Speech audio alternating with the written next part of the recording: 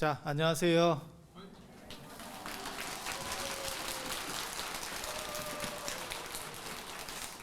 개인적으로 저한테는 이 자리가 굉장히 뜻깊은 자리입니다. 이 이유는 제가 통도사에서 행자 생활도 했고요. 그리고 제가 자장률사 가지고 박사 논문을 썼었기 때문에 그래서 통도사랑은 굉장히 많은 인연이 있습니다. 그리고 통도사가 창건된 게 선덕여왕 15년 646년일 거예요. 그래서 선덕여왕이 재위기간이 16년까지인데 16년 1월에 돌아가시기 때문에 이게 선덕여왕 15년 가을부터 겨울에 아마 창건이 됐을 걸로 제가 논문에 그렇게 다 추정을 해놨습니다. 이게 정확한 날짜는 안 나와요. 삼국유사 같은 데 보면 선덕여왕 때 창건됐다 뭐 이런 식으로만 나와서, 그래서 그런 것도 제가 정리를 좀 했었고, 또 여기가 영축산 이러잖아요. 영축산. 그런데 그게 축 발음도 나고 취 발음도 나고 추 발음도 납니다. 그래서 저도 어렸을 때 아니면 여기 행자 생활할 때도 영축기보다도 영취가 맞지 않나 라고 생각을 했었는데 공식적인 명칭도 영축산이고요. 그리고 무조건 아무튼 축으로 해야 됩니다. 취는 안 됩니다. 그걸 어디서 발견을 했냐면 이제 세조 때 언해된 간경도감을 보면, 거기 보면 간경도감에서 이제 법화경 같은 거를 언해를 했는데, 그때 보면 축 발음으로, 그러니까 조선 초기에도 벌써 축 발음이었었던 거예요. 그래서 취 발음은 생각보다 사용이 안 됐었구나 라는 걸 알고 그게 공식 발음이구나 라는 생각을 했었습니다. 그래서 그런 것도 제가 부각시킨 사람이었고, 또 뭐가 있냐면 여기가 원래 영축산이 아니고 취서산 뭐 이렇게 해서 그렇게 되어 있는데, 자장률사께서 중국에서 이제 중국 오대산에 가셔서 부처님 사리를 이렇게 모셔오는데요. 그 자리가 북대, 지금 그러니까 전골사리 모신 요 금강계단에 있는 저 사리가 사실은 오대산, 중국 오대산 북대에서 모신 겁니다. 그걸 태화지에서 모신 게 아니냐라고 하기도 하는데, 그것도 제가 다 정리를 해서 그게 북대에서 사리를 받았다라는 것도 있고, 중국 오대산에 가면 오대산 안에 영축산이 있어요. 되게 재밌는 게 영축산이 있어요. 그래서 문수보살 도량이 영축산으로 불리는 이유 중에 하나가 뭐냐면, 영축산은 법화경설법지이기 때문에 문수보살이랑 별 관계 없는 거 아니에요? 라고 할지 모르지만, 실제로는 영축산이 이 문수보살과 굉장히 밀접한 관계가 있고, 그 이유는 사실은 중국 오대산 때문에 그렇다라는 정도를 이해하시면 됩니다. 그런 것도 제가 찾았습니다. 그리고 여기만 영축산이 있는 게 아니고 울산에도 영축산이 있어요. 울산 쪽에서 오신 분들은 아시겠지만 울산에도 영축산이 있고, 거기가 지금은 이제 문수산, 영축산 이렇게 되어 있는데, 그래서 예전에는 그 영축사라고 하는 절이 있었고요. 절이 있었고요. 그리고 그게 이제 왜 그렇게 되는 거냐면, 예전에는 경주가 배를 접안하기가 굉장히 어렵습니다. 그게 동해 바다에서 그 수심이 깊어서 배를 이렇게 들이기가 힘들어요. 그래서 무슨 일이 있냐면 울산으로 해서 이렇게 올라오는 거죠. 울산으로 해서 경주로다가 물량을 수송을 하거든요. 그래서 자장률사께서 중국 이렇게 유학을 떠나실 때도 다 울산으로 왔다 갔다 하셨습니다. 울산으로 왔다 갔다. 그래서 그 울산에도 영축산이 있는 거고, 그 다음에 영축사가 있는 거고, 그리고 그 옆에는 문수산이 있고, 여기도 문수와 관련된 부분이 있고, 그 다음에 여기가 영축산이 되고, 이제 그렇게. 그리고 중국 오대산에 가면 실제로 영축사가 있습니다. 대부 영축사라고, 지금 현재 이름이 바뀌었는데 현통사라고 되어 있습니다. 현통사. 그래서 중국 오대산에서 가장 오래된 절 하면 현통사입니다. 현통사.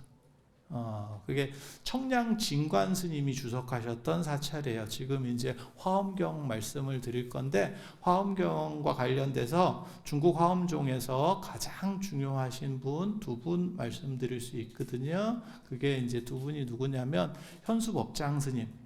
현수법장 스님 들어보셨습니까?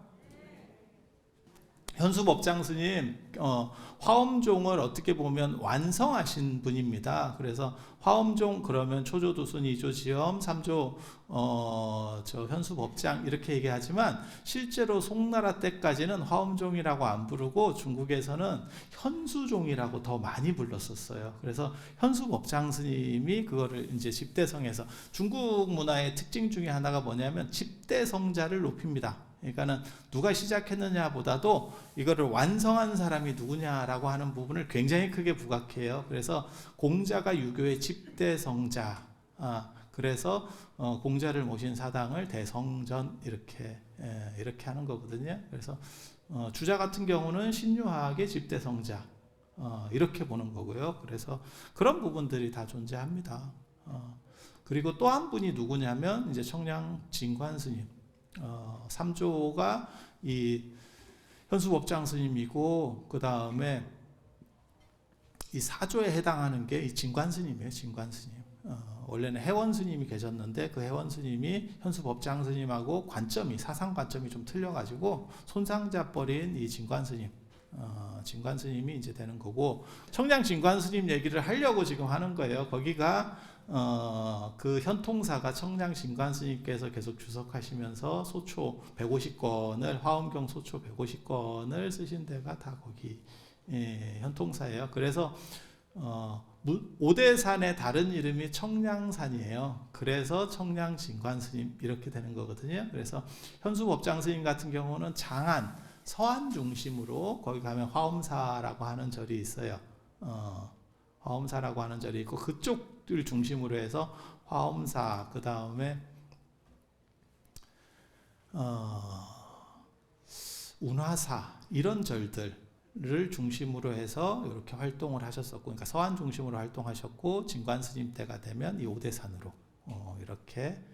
그리고 현수법장 스님과 관련해서 이 화엄경하고 이 천도하고 관련된 얘기를 잠깐만 해드리려고 해요. 왜냐하면 지금 이게 화엄살림을 하면서, 이게 화엄경 어떻게 보면 대법회잖아요. 그냥 쉽게 풀어서 얘기하면. 그런데 왜 위패를 붙이고 이렇게 천도를 하느냐라고 하는데, 그게 당나라 초에 보면, 당나라 초에 어떤 일이 벌어지냐면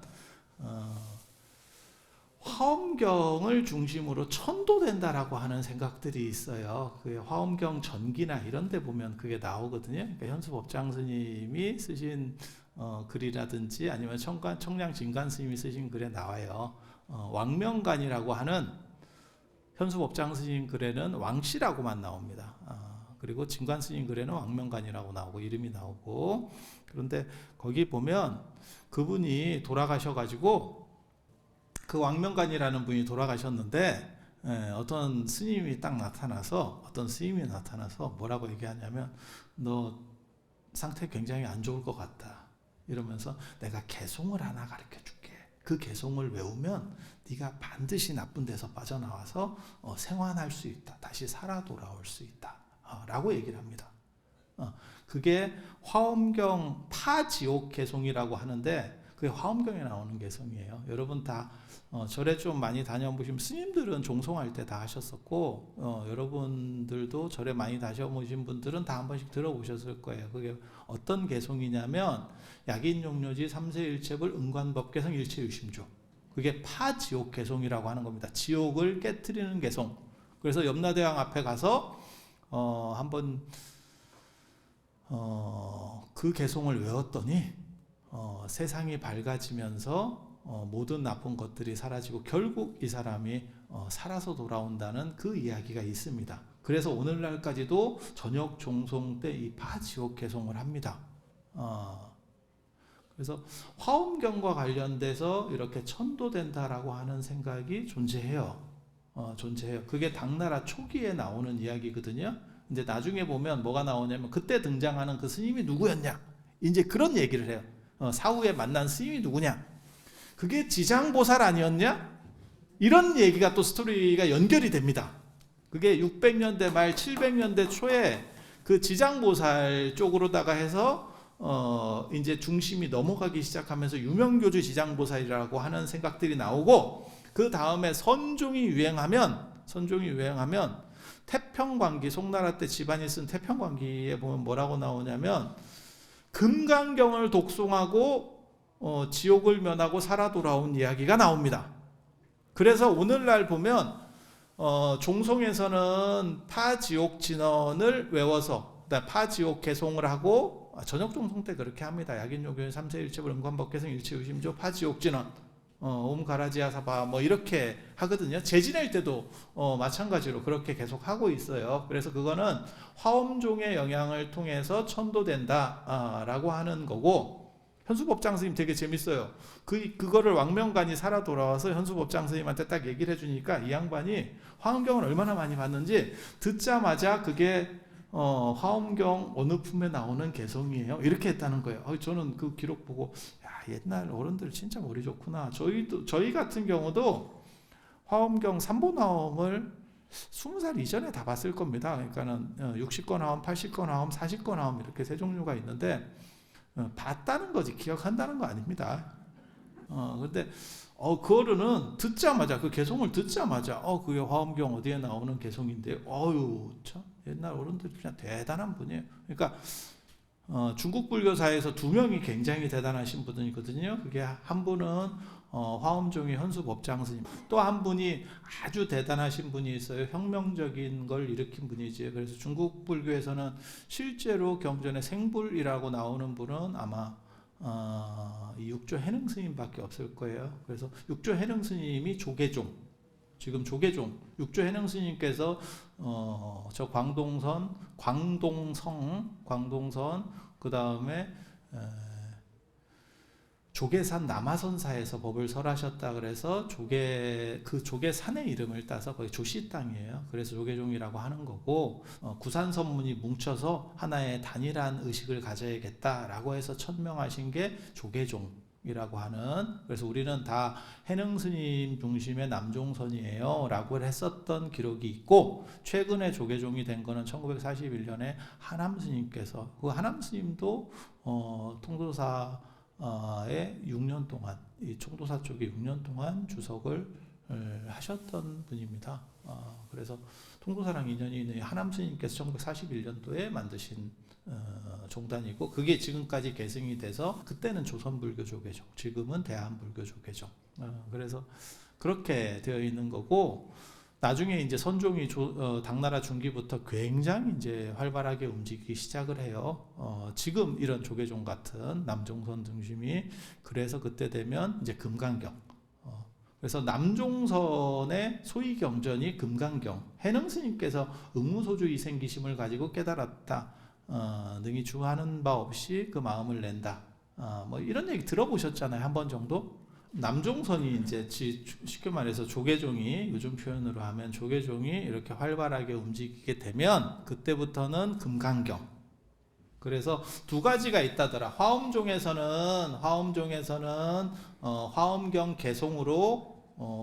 개송을 통해서 천도된다라는 생각이 있었고, 그 다음에 조계종에서는, 이 선종에서는 금강경을 독송을 하면 천도된다라고 하는 그러한 두 가지가 있다더라. 그러니까 신앙적으로는 지장신앙이 있는 거고, 그래서 지금도 그 두 가지를 같이 합니다. 그래서 종송이라든지 재지낼 때 이 화엄경 파지옥 진언, 파지옥 개송, 정확하게 말하면 파지옥계를 하게 되고, 그 다음에 돌아가시면 연불은 금강경, 그 다음에 천도제 지내거나 안 그러면 백중 때도 금강경을 독송해 드리죠. 그리고 돌아가시면 그 위에 명정이라고 하는 것도 금강경 탑다란이로 이렇게 덮어드리고, 그리고 여러분들이 저렇게 위패를 많이 붙여드리고 천도를 하면 지장경에도 그렇게 나오잖아요. 7분의 1은 돌아가신 분께 돌아가고 7분의 6은 여러분께 돌아와서 훨씬 더 다복하고 행복한 생활들을 오래 누리실 수 있도록 그렇게 될 겁니다. 그래서 지금도 많이 붙였지만 더 많이 이렇게 기도를 간절하게 조상들을 잘 보시면 이 화엄 살림도 잘 되고 여러분들도 굉장히 복된 삶이 될 거라고 믿어 의심치 않습니다. 자, 화엄경에 대한 이야기를 해볼게요. 화엄경 제가 맡은 데는 이제 승도솔천 품, 그러니까 도솔천에 올라간다라고 하는 거예요. 도솔천에 올라가는 품이고, 그 다음에 도솔천 개찬품은 이제 그 다음에 나오는 도솔천 중들이 어떻게 보면 거기서 있는 보살들이 부처님을 찬탄하는 그런 부분이에요. 그래서 이 도솔천이라고 하는 게 그 다음에 이제 십회왕품이 나오는데, 이게 이렇게 구조만 보면 화엄경이 7초 9회는 이제 80권 화엄경 기준으로 얘기하는 건데, 그래서 7군데에서 부처님께서 설을 하세요. 그래서 부처님께서 깨달음을 얻으신 정각도량, 그러니까는 보리수 밑에, 보리수 밑에가 한 군데고, 하나는 보광명전이라고 정각도량 옆에, 그러니까는 보리수 옆쪽에 아마 금강보자 사원을 가리키는 걸로 저 같은 경우는 그렇게 추정합니다. 인도에 4대 사원이 있었어요. 인도 불교의 4대 사원.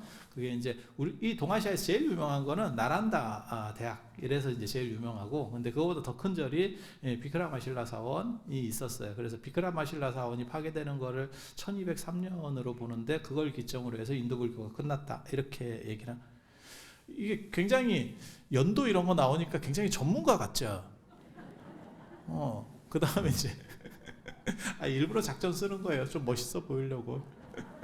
그 다음에 오라다푸티 사원이 있고, 그 다음에 이 금강보자 사원이 있어요. 금강보자 사원만 지금 가시면, 여러분들이 인도를 가시면 보실 수 있는 게 그 금강보자 사원이 어디서 보실 수 있냐면, 붓다가에 가시면 거기 큰 마하보디 대탑이 있고, 그 주변으로 이렇게 사찰들이 있잖아요. 그게 금강보자 사원이에요. 그래서 그러한 보리수라고 하는 금강보자를 상징적으로 하나 놓고, 그 옆에 이제 사찰들이 쭉 들어서는 거죠. 그래서 보광명전 있고, 그 다음에는 이제 욕계로 올라가셔가지고 도리천, 그 다음에 야마천, 그 다음에 도솔천, 오늘 지금 하는 데가 도솔천이에요. 그 다음에 이제 타와자재천, 이제 욕계 6천 중에서 욕계 6천이 뭐냐면 상황천, 도리천, 야마천, 도솔천, 그 다음에 화락천, 타와자재천, 이렇게 해서 욕계 6천인데, 이 화락천은 빠졌습니다. 빠진 이유도 상당히 미스테리한데 아마 별로 비중이 좀 떨어져서 빠졌을 거예요. 왜냐하면 도리천 같은 경우는 제석천이라고 하는 인드라 신이 사는 데고, 그 다음에 야마천은 그 염라대왕이 있는 데가 야마천입니다. 야마가 염라입니다. 야마, 야미 이렇게 쌍세라고 하는데, 그게 염라대왕이 원래 있는, 염라대왕이 원래 그 야마천에 있다가 나중에 기원 전후쯤에 땅속으로 내려가요. 보직이 바뀌어가지고. 그래서 지금 염라대왕이 심판을 한다라고 하는 개념은 기원 전후에 나오는 개념이고, 그 연대가 더 위로 올라가면, 더 옛날로 거슬러 올라가면 야마천에 있었어요. 그래서 야마천주가 염라대왕이 되는 거고, 그 다음에 이제 도솔천 하면 미륵보살입니다. 내원궁에는 미륵이 있고, 미륵보살이 계시고, 미륵보살은 도솔천에 있을 때는 제가보살 모습이에요. 그래서 이게 승형이 아닙니다. 그러니까 삭발한 모습이 아닙니다. 여러분처럼 그냥 제가인의 귀족 복장을 하고 있어요. 그래서 내원궁에는 이제 그분이 미륵이 뭐 56억 7천만 년 뒤에 내려온다, 이런 얘기가 있는데, 그건 이제 미륵 삼부경에 보면 나와요. 미륵 성불경, 그 다음에 미륵 상생경, 미륵 하생경, 이렇게. 그래서 반겁 뒤에 내려오신다, 뭐 이런 얘기가 있고, 도솔천은 신들의 세계 이렇게 위로 올라갈수록 되게 오래 삽니다. 몸도 크고, 그래서 4천년을 산대요. 4천년. 4천년 산대요. 그렇게 나와요. 4천년 살면, 그렇게 오래 사는 건 아니잖아요. 4천년 굉장히 오래 사는 건가요?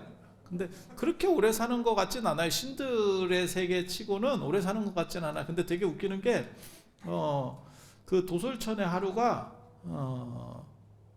인간 세계에 400년이래요. 그래서 400 곱하기 365 곱하기 4천을 해야 돼. 그랬더니 5억 8천만 년이에요. 이걸 제가 딱 보는 순간 무슨 생각 들었는지 아세요? 도솔천에서는 무조건 연금보험을 들어야겠다. 그리고 실비보험이 이게 필수일 것 같다. 이거 야, 이렇게 오래 살면 우리도 지금 오래 사는 세상이 돼서 그런 부분이 지금 굉장히 절실해졌잖아요. 그래서 옛날 사람들은 그렇게 오래 사는 걸 굉장히 좋아합니다. 그래서 오래 살고, 그리고 그런 데는 중간 단명은 없어요. 그러니까 중간에 이렇게 불의의 사고로 돌아가시는 일은 없어요. 그래서 그런 정도 이상세계라고 보시면 되고, 석가모니 부처님께서 정각을 얻으신 그 보리도량에서, 보리수 밑에서 움직이지 않고, 이게 굉장히 재밌는 얘기예요. 사실은 화엄경이 어떻게 보면 핵심 중에 하나인데, 움직이지 않고 도리천도 가고 도솔천도 가고 이렇게 하는 거예요. 움직여서 가는 게 아니에요. 어떻게 움직이지 않고 가시나요? 라고 하는데, 사실은 그게 내용이 어떻게 되는 거냐면, 이제 깨달음을 얻게 되면 그냥 석가모니 부처님으로서 끝나는 게 아니고 법신인, 본체인 비로자나 부처님이 돼요. 그러니까 진리의 당체가 되는 거예요. 진리라고 하는 것은 뭐하고 같은 거냐면 모든 곳에 존재하지만 존재하지 않는, 이런 얘기하면 이제 조금 분위기가 쎄해질 수 있는데, 그냥 쉽게 얘기하면, 제가 비유를 들어드리면 달나라에 가본 사람은 아무도 없을 거예요. 우리나라 사람 중에는. 그죠? 근데 달나라에 돈만 있으면 갈 수 있을 거예요. 저 일론 머스크가 화성 갈 거니까 자꾸 이러고 있으니까, 야, 돈 있으면 화성도 가는데 달인들 못 가겠어요?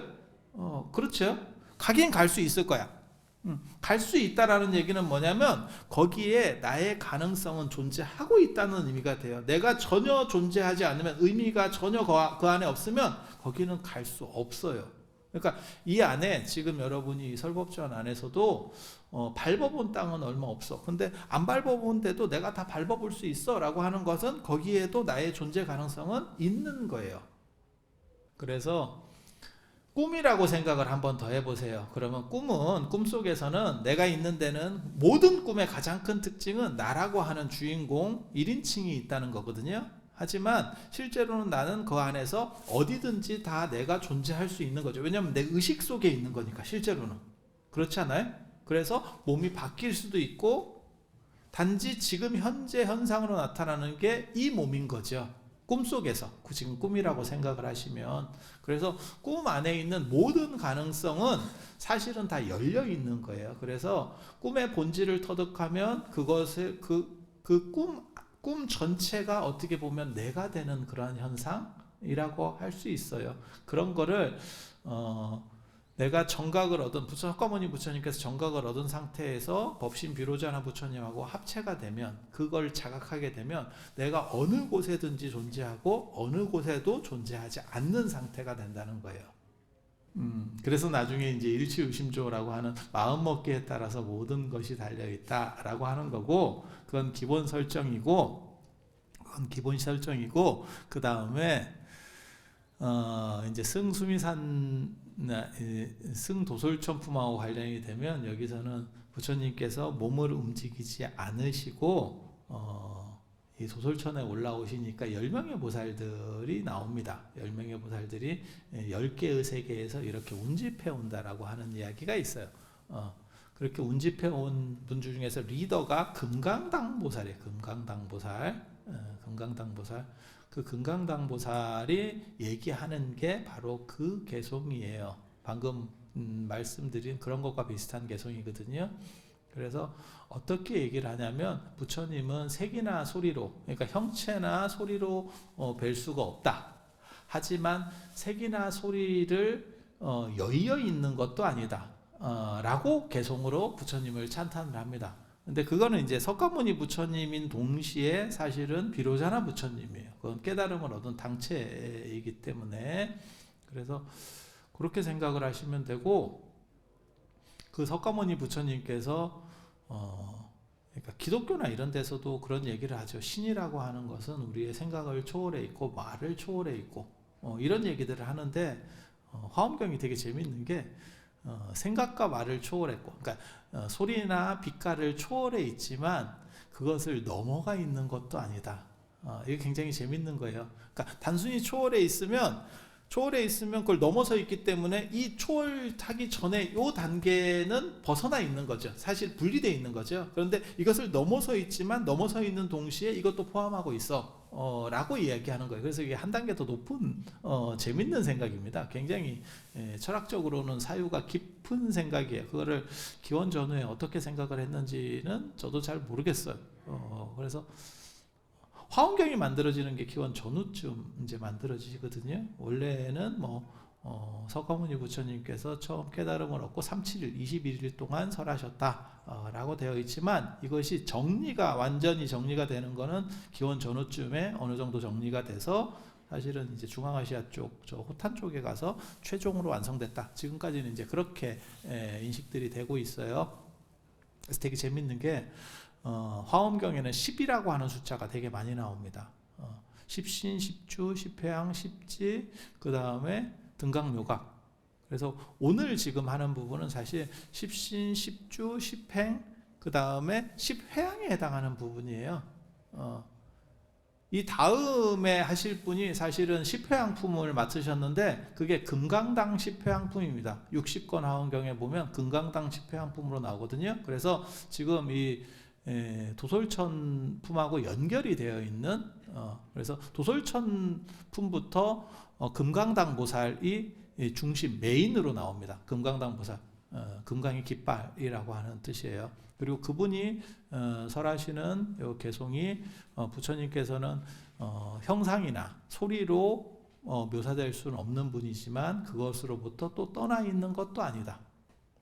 완전한 진리를 이 세상 사람들이 모든 종교에 다 있는 겁니다. 완전한 진리나 완전한 신이라고 하는 대상이 있다면 그것을 묘사할 수 있느냐? 라고 하는 부분이 있어요.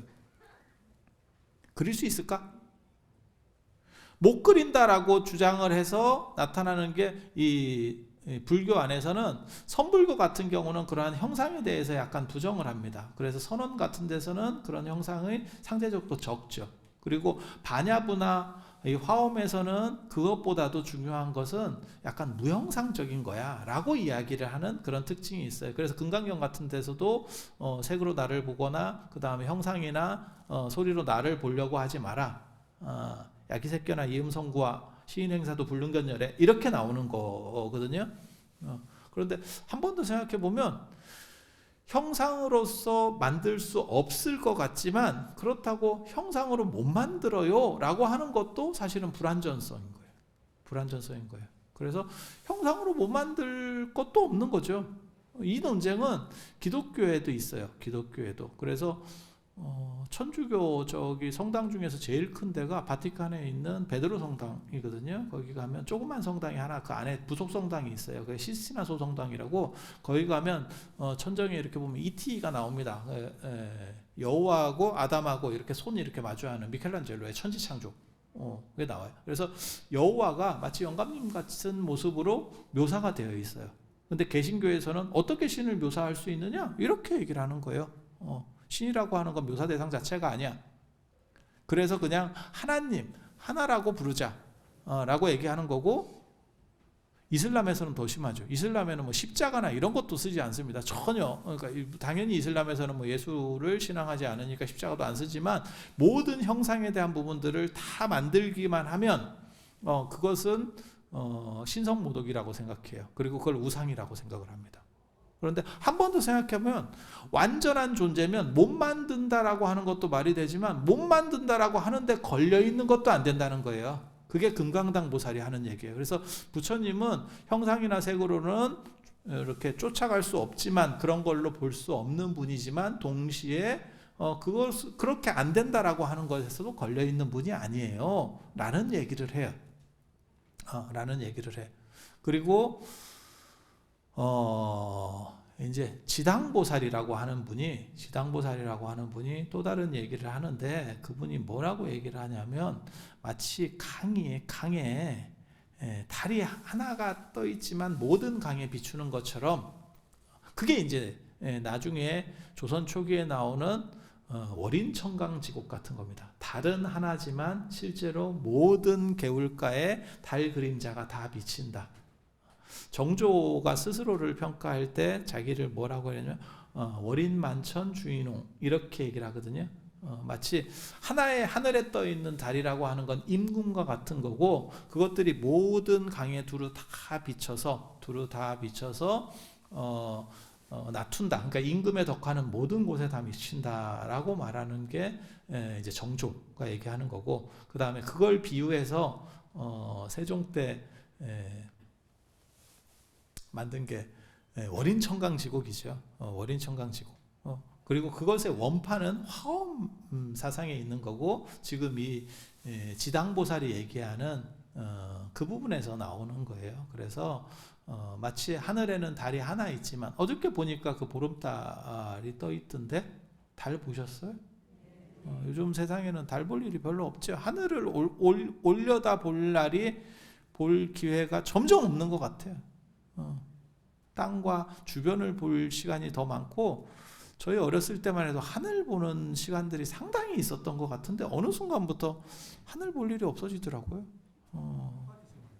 그런데 그 달이라고 하는 게 하늘에 하나만 딱 떠 있지만, 그것들이 모든 곳을 이렇게 찍으면서 비춰가듯이, 부처님은 한 분이지만 그 한 분의 부처님이 법신 비로자나 부처님이에요. 그리고 이렇게 여러 곳에, 모든 곳에 나투는 분이 화신입니다. 화신.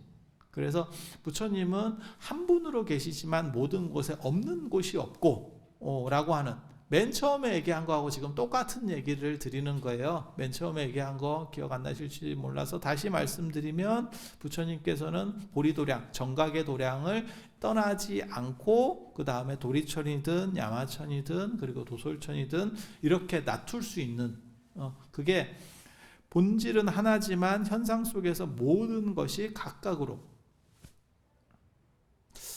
이게 시간이 짧아서 그런가 쎄한데, 이게 나중에 신유학에 가면 뭐라고 나오냐면 통체태극, 각구일태극 이렇게 표현으로 나오거든요. 그래서 하나이면서 모든 곳에 있고 모든 곳에 존재하면서도 그것은 하나로 존재한다 라고 하는, 그게 화엄사상, 일즉다 다즉일의 사상이에요. 근데 이런 거는 사실은 짧게 들어서는 안 되고, 제가 설명을 못해서 여러분이 못 알아듣는 게 아니고 시간이 짧아서 그래요. 시간이 짧아서. 그래서 그러한 사상이 있다더라 라는 정도를 기본적으로만 이해를 하시면 돼요. 그래서 화엄경이 이게 양도 많고 내용이 이게 철학적으로 좀 복잡해서 무슨 일이 벌어지는 거냐면, 이걸 다 할 수가 없어요. 그래서 내용적으로 엑기스를 추려주려고 하는 게 뭐냐면, 나중에 의상대사가 한 법성계, 화엄일승 법계도 라고 하는 게 나오게 되는 거고, 그렇게 하니까 너무 내용으로 압축을 하니까 말을 잘 못 알아듣겠어요. 이러니까 어떻게 되냐면, 화엄경에서 풍명하고, 그러니까 각 장의 제목하고 그 다음에 등장인물, 중요한 등장인물들하고 이런 거를 추려서 하는 게 화엄경 약창계입니다. 화엄경 약창계입니다. 그리고 그렇게, 그러니까 내용 중심으로 하나 추리고 형식 중심으로 하나를 추리고, 그리고 이거를 다 알아들어야 되느냐? 아니, 그렇게 하실 필요 없어요. 저도 좀 안타깝다라고 자꾸 생각을 하는 게 뭐냐면, 자꾸 나는 이거를 못 알아듣는 것 같은데 어떡하지? 아니, 그러실 필요 없어요. 금강경 있잖아요. 되게 재밌지 않아요? 돌아가신 분한테 금강경을 스님들이 한문으로 읽어드리는데, 얼마나 빨리 읽냐면, 제가 옆에서 같이 해도 저도 잘 못 따라할 정도로 빨리 읽어요. 그러면 그거를 이렇게 재지내시는 분들 중에서 가끔 물어보시는 분이 있어요. 아니, 우리 아버님 아니면 우리 어머니가 한문도 모르시는데 한문으로 이렇게 읽으면 알아듣겠습니까? 이렇게 물어보시는 분들이 있어. 그럼 제가 뭐라 그러냐면, 귀신같이 알아듣습니다, 이렇게 얘기해 주거든. 그런데 이게 되게 재밌는 게, 여러분이 이거를 전부 다 알아들으실 필요가 없어요. 그 얘기를 해드리려고 하는 거야. 반야경도 600권으로 된 책이에요. 화엄경은 60권, 80권, 40권 이렇게 해서 180권이거든요. 180권. 그런데 반야경은 600권이나 되는 책이에요. 그런데 그것들 누가 읽으려니까 너무 힘들어. 너무 힘들어. 그러니까 나중에 반야심경에서 뭐라고 요약을 해주냐면 아제아제 바라아제 바라승아제 모지사바하만 하면 그 600권을 읽은 거하고 퉁을 쳐준대. 이거 굉장히 재밌는 얘기예요. 왜냐면 이거를 다 할 수가 없거든. 그래서 거기에 에너지를 집약시켜서 하나로다가 축약시켜 줄게 라고 하는 거예요. 그래서 제가 그런 얘기 하거든요. 감기가 걸리면 감기약을 먹으면 낫는 거지 약 성분을 다 알 필요가 없어요. 약 성분을 다 알고 먹는 게 절대 아닙니다. 그냥 먹으면 나아. 그러면 약 성분을 알아야 될 사람은 누구냐? 그거는 약사하고 의사. 그러니까 우리 같이 이거를 전문적으로 하는 사람만 알면 되고 여러분들은 복용만 하면 돼요. 그러니까 약만 그런 게 아니에요. 스마트폰, 우리가 핸드폰 쓰잖아요. 핸드폰의 기능이나 작동 원리를 아느냐? 모릅니다. 그래서 어떤 얘기를 드리려고 지금 말씀을 드리는 거냐면 화엄경을 다 이렇게 이해하려고 하시지 말고 나무 대방광불 화엄경 그 이름 제목 안에 완전한 것의 부분 자체도 완전할 수밖에 없어요. 경전식의 비유를 얘기하면 뭐냐면 바닷물을 다 먹어볼 필요가 없대. 어디든 한 군데만 찍어 먹어보면 짠지 안 돼. 그와 마찬가지로 제목만 이렇게 딱 그것만 해도 화엄경 전체를 읽은 것과 같은 공덕이 있다라고 합니다. 아니 농담으로 하는 얘기가 아니고 이것 때문에 뭐가 있냐면 제지내고 연불 할 때 어떤 거를 하냐면 나무 대방광불 화엄경, 나무 대방광불 화엄경, 나무 대방광불 화엄경을 합니다. 그리고 그것보다도 더 경전이 많고 좀 있어 보이는 경전이 반야경이었기 때문에 우리가 모든 의식 끝나고 나서는 마하반야 바라미를 합니다. 그게 제목이에요. 그러니까 그 제목만 읽어도 600권을 한 것과 진배 없는 내용들이 그대로 나에게 작동하는 거예요. 마치 뭐하고 똑같은 거냐면 내가 감기가 걸려서 쌍화탕을 먹으면 쌍화탕 성분을 내가 전혀 몰라도 내 몸에서 쌍화탕 성분이 돌아서 감기가 낫듯이 그래서 화엄경을 이렇게 귀로 씻는 거 굉장히 중요합니다. 사람들은 제가 공부를 열심히 한다고 생각하는데 그런 건 아니고요. 전 그냥 하고 싶은 대로 하는 사람이라서 어렸을 때부터 그렇게 살았는데 제가 학교 가기 싫으면 학교를 안 갔는데 되게 재밌는 얘기를 하더라고요. 저희 형이. 저는 그 얘기를 지금도 굉장히 감동 깊게 생각을 하거든요. 자더라도 학교 가서 잘해. 그러면 귀로 씻기면서 뭔가가 된대. 근데 그 말이 맞는 거예요. 그래서 여러분도 마찬가지예요. 그래서 귀로 씻는다라고 생각을 한번 하시면 되고 그렇게 머리 아픈 거는 의사약사만 하면 돼요. 왜 의사약사들은 해야 되냐면 사람에 따라서 그것이 맞는 경우도 있고 안 맞는 경우도 있고 설명해 줘야 될 부분도 있고 설명 안 해줘야 될 부분도 있고 그런 고지해야 될 부분들이 존재하기 때문에 그래서 그런 사람들을 전문가라고 하는 거고 일반인들은 거기에서 잘 조제된 약을 그대로 드시면 돼요. 그 드시는 방식은 두 가지입니다. 하나는 귀로 잘 씻는 거, 씻으면서 이렇게 닮아가는 거. 그리고 또 한 가지는 뭐냐면 나무 대방광불 화엄경. 실제로 연불에도 많이 하고 스님들도 많이 합니다. 그래서 그렇게 하시면 되고 이 화엄 살림 법회 때 제를 지내고 천도한다라고 하는 것은 굉장히 의미가 있는 일인 것 같아요. 그래서 제가 개인적으로 사실 이런 화엄 살림 법회 같은 거를 무형유산으로 넣으면 참 좋겠다 이런 생각을 했어요. 이게 일제강점기 때부터 구한오 스님께서 이렇게 시작을 하셔서 어떻게 보면 한국 불교를 대표하는 최고의 법회 자리예요. 그래서 이런 역사적 자리에 여러분들이 같이 동참하시는 것도 참 대단한 일이고 그리고 이런 것들이 인류 문화유산으로 이렇게 무형유산으로 들어가서 그래서 지방문화유산부터 넣어서 좀 기릴 수 있도록, 사실 지금 시대 자체가 유형 문화재도 중요하지만 무형이라고 하는 것이 훨씬 더 중요한 의미들을 가지는 시절이기 때문에, 그래서 그런 것들을 또 작업을 좀 많이 좀 할 수 있었으면 좋겠다